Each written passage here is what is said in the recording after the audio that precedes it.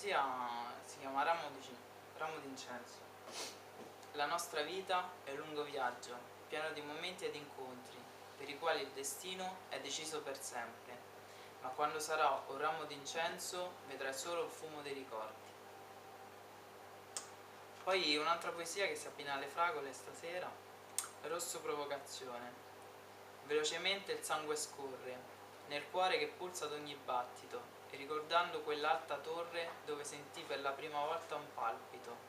Ricordo ancora le tue labbra sensuali, ricoperte da un tenero rossetto, che resero i miei sensi vitali con un interminabile bacio sul letto. Mangiando tante fragole da un cestino, continuavi la tua provocazione, incapace sembrava un bambino.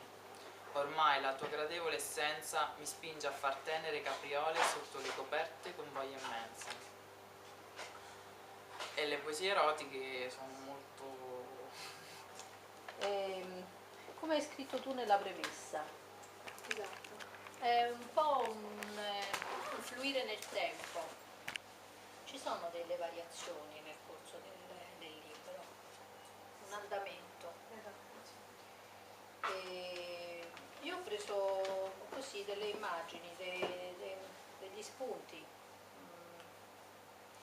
di cui che mi piace sottolineare. Innanzitutto una cosa che mi ha colpito è il tuo mondo non è un mondo grande, è un mondo profondo, cioè è un mondo che è vissuto molto all'interno, interiorizzato. Non so se ti riconosci. Sì, questa è cosa. vero, è vero. È difficile che tu fai dei passi oltre la tua visuale, ma non perché sei chiusa all'esterno, ma perché interiorizzi tantissimo, quindi tutto il mondo tu lo vai a cercare dentro, nella profondità. Ed è fatto di immagini. Per esempio gli spunti che ci sono fuori sono uno strumento che ti servono per parlare delle cose, cioè si capisce che tu non vuoi fare la descrizione di un paesaggio e di tutto quello che succede ti provoca all'interno, tutto molto interiorizzato.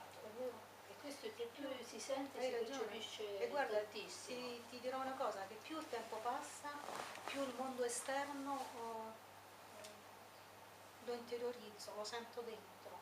E spesso mentre all'età di 30, anche 40 anni, o se vuoi anche di più, leggevo dei libri su tutto quello che è accaduto, di orrore, e lo leggevo quasi avidamente per dire accidenti, ma com'è possibile siano successe queste cose?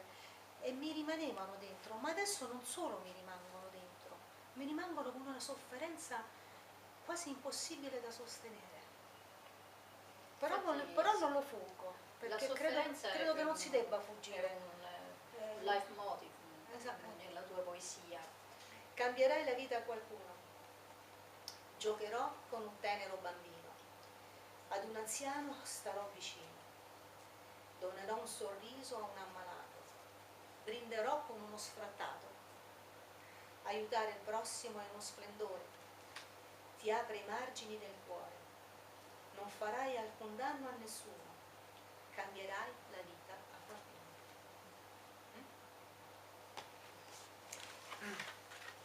Andavo per funghi, camminavo piano, osservavo il vento penetrare il bosco, piano per non svegliare il sonno sotto le foglie.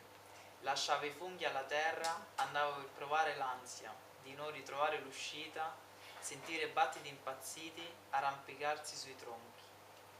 È vero, me ne andavo nei boschi di Valentano e amavo perdere un po' l'orientamento per avere poi la gioia di ritrovare l'uscita. Guardavo il cielo e il bello è che portavo Roberta con me, quindi forse anche un po' incosciente, però ho sempre ritrovato la via, perché come dicevo prima la via si ritrova sempre.